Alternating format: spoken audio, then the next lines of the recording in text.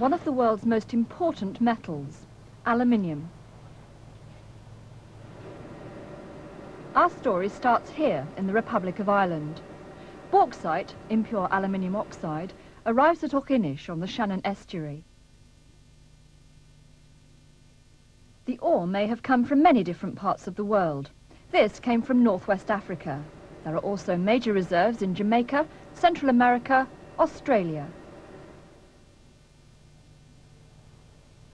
It's stored in these giant buildings, ready for the purification process.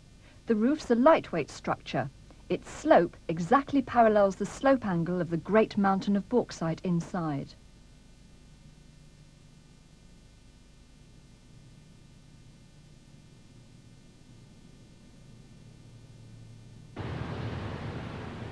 To purify the bauxite, it's first treated with hot sodium hydroxide solution in these giant pressure vessels.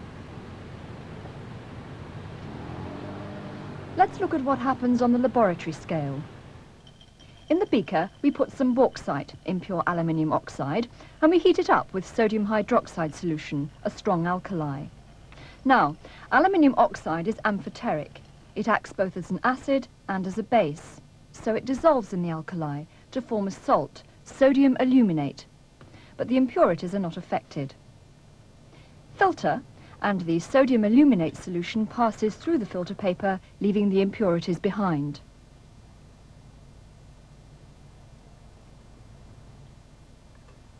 If we now acidify the filtrate, it is precipitated.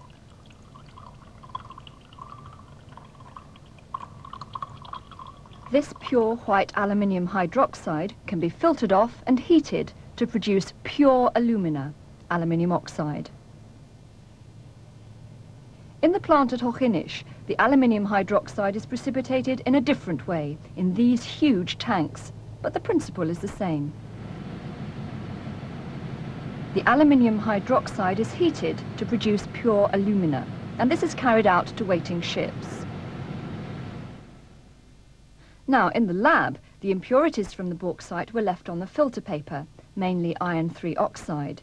Industrially, vast tonnages of this red mud are produced, and at Auchinish, this is spread in huge lagoons over a layer of tough plastic sheeting so that the environment around is not polluted in any way. In fact, there's a nature reserve right next to the lagoons where many water birds breed.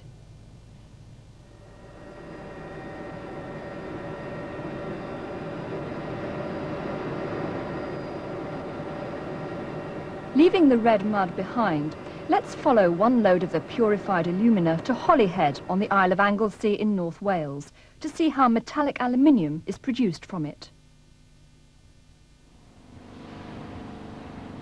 The fine white powder is removed through powerful vacuum pipes.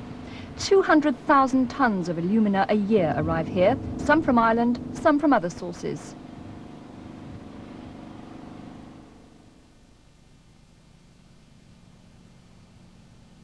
It's carried by tunnel to the Anglesey aluminium smelting plant. How can we produce aluminium from this oxide? The important thing to understand is that aluminium is a very reactive element. You can see this if you take fine aluminium powder and sprinkle it into a Bunsen burner flame. It burns very fiercely to give the oxide.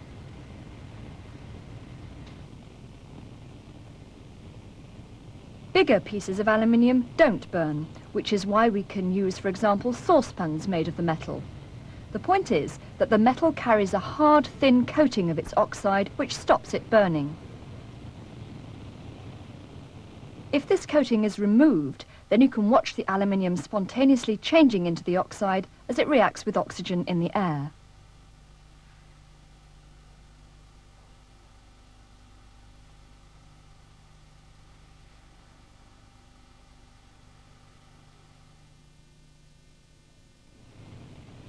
Metals which aren't very reactive are fairly easy to produce from their oxides. For example, you only have to heat up mercury 2 oxide for it to split up into mercury and oxygen.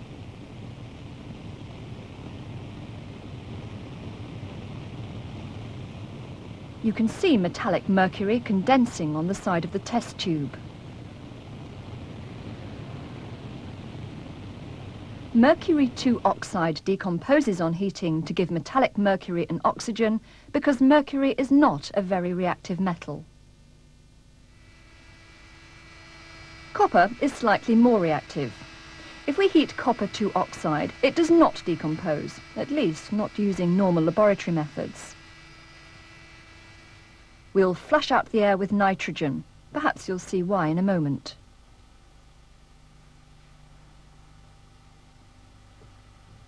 We'll now pass hydrogen over the heated copper oxide. Watch what happens.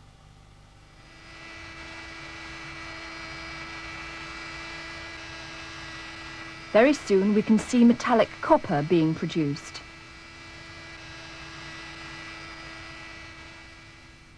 There it is, in the middle of the boat. Hydrogen is more reactive than copper and reduces the copper 2 oxide, taking the oxygen away to form water and leaving the less reactive copper. Now, if we try this with aluminium oxide, nothing happens, at least not under these laboratory conditions. Because aluminium is very reactive, it hangs on to the oxygen and no metal is produced.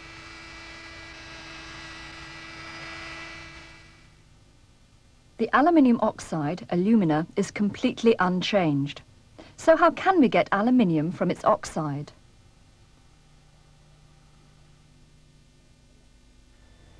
The answer is by using electricity, by electrolysis.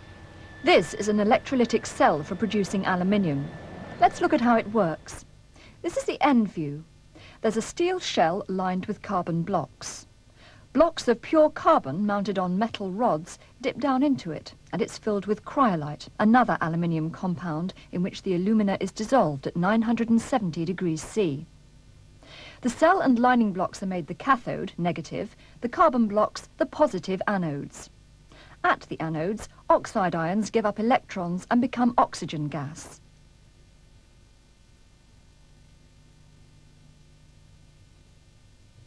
At the cathode, positive aluminium ions pick up electrons and are reduced to aluminium metal. So molten aluminium collects at the bottom of the cell, and when enough has accumulated, it can be run off. The process is a continuous one, and the cell is never allowed to cool down. Here are the massive electrical connections to the cathode and to the anodes.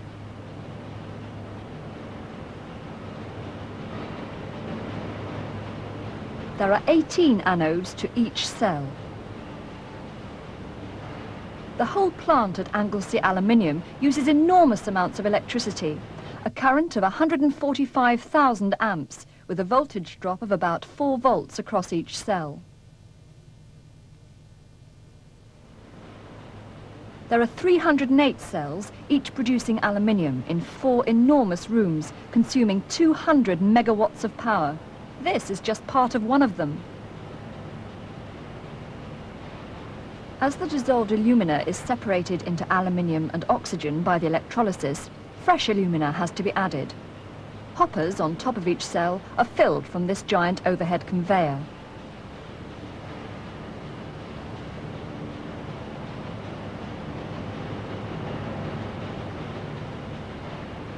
Each cell is controlled automatically.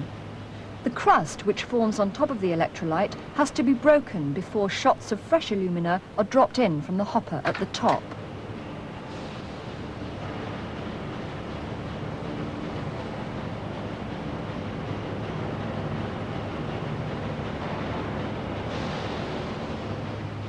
Under the top layer, the electrolyte activity takes place.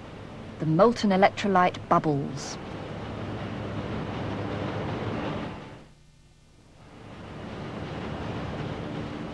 The carbon gradually burns away in the oxygen liberated at the anodes, forming carbon dioxide. So each anode has to be replaced about every 3 weeks. Here are the remains of 2 burned up anodes being removed from a cell. What's left of the anodes is broken off to be used again in making new ones.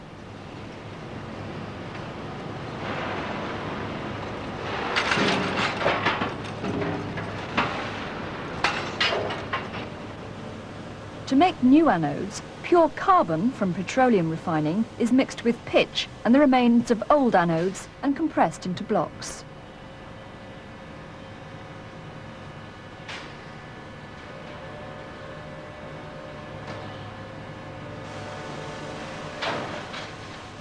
Each block is carefully checked for size.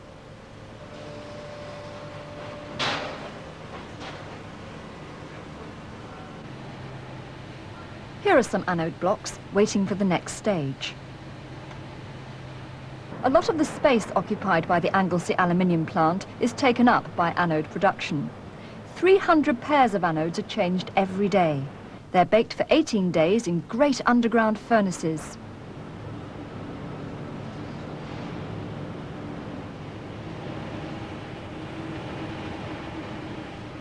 Then they're almost ready for use in the cells. But first, they're sprayed with aluminium. What do you think this might be for? Here are new anodes, awaiting their turns to be taken to the cell rooms.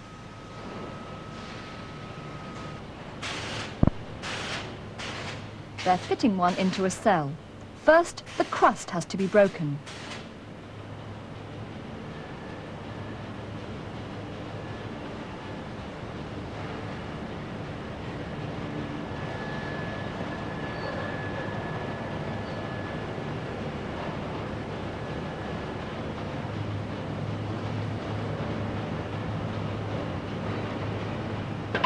Down it goes into the hot electrolyte.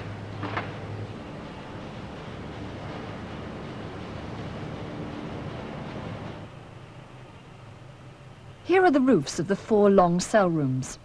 It's important not to allow any harmful fumes out into the atmosphere, and all the gases and vapours produced by the cells and during the baking of the anodes are carefully filtered and purified before they enter the high stack which releases them into the atmosphere.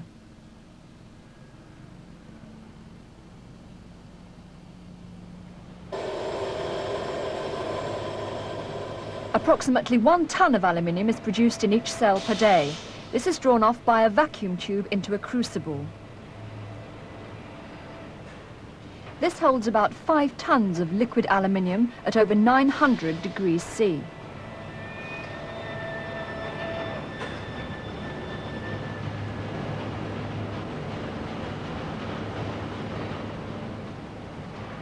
It's poured into holding furnaces where it's kept molten. Other elements can be added to produce aluminium alloys for various uses, such as iron, silicon, manganese, magnesium. The liquid is stirred using a special stirring block suspended from a crane. If you watch carefully, you can see where some of the aluminium burns.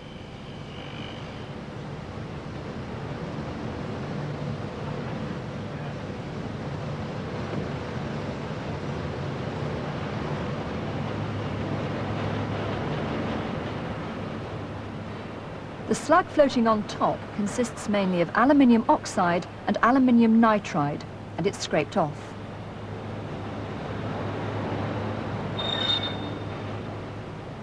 This is one of the gas jets keeping the metal hot.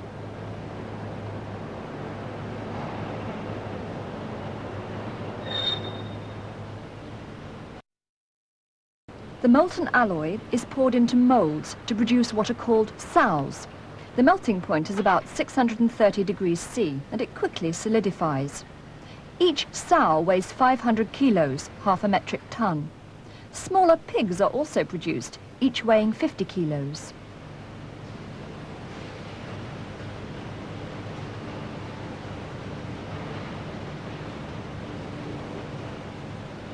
Sows and pigs are sold to customers who remelt them to make whatever articles they want to produce.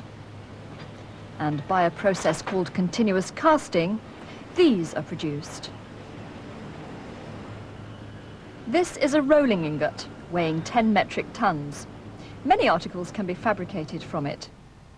The aluminium in its various forms is stored until lorries take it to customers throughout the country. This smelting plant produces 100,000 metric tons of aluminium every year.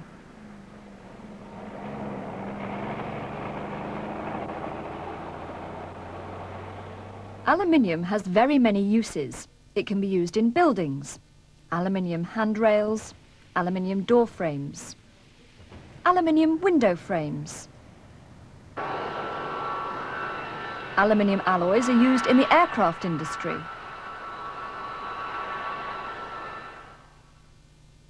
Something very different, cooking foil.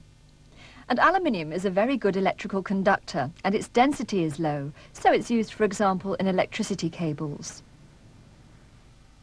Here's a very different use of the metal. This is aluminium powder. This is iron 3 oxide. Neither of them is magnetic.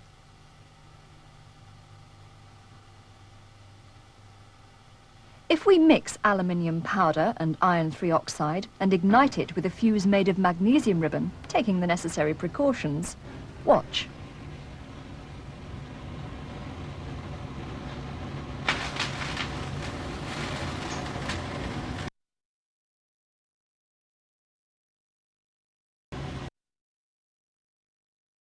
Generating a lot of heat.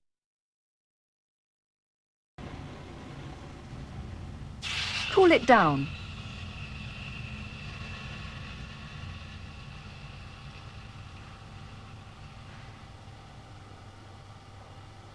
A lump of metallic iron has been produced. See how it's attracted by the magnet? Aluminium is more reactive than iron and takes away the oxygen, forming aluminium oxide and metallic iron. This would be far too expensive a way of producing iron, but it can be used when intense heat is needed to weld metals together. Steel railway track is the best example.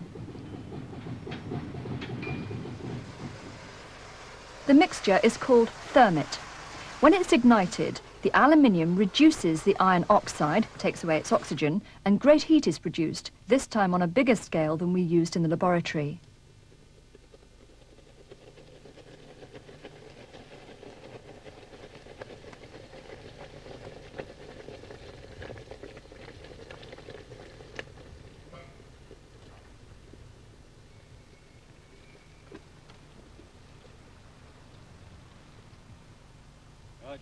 Pull the plug out and hot iron falls onto the gap in the rails.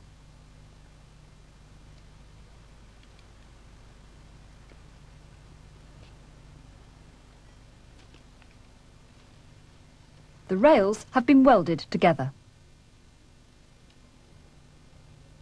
This isn't the most important use of aluminium, but it reminds us what a very reactive metal it is. That's why it must be won from its ores using electrical energy, as you've seen in this film at Anglesey Aluminium.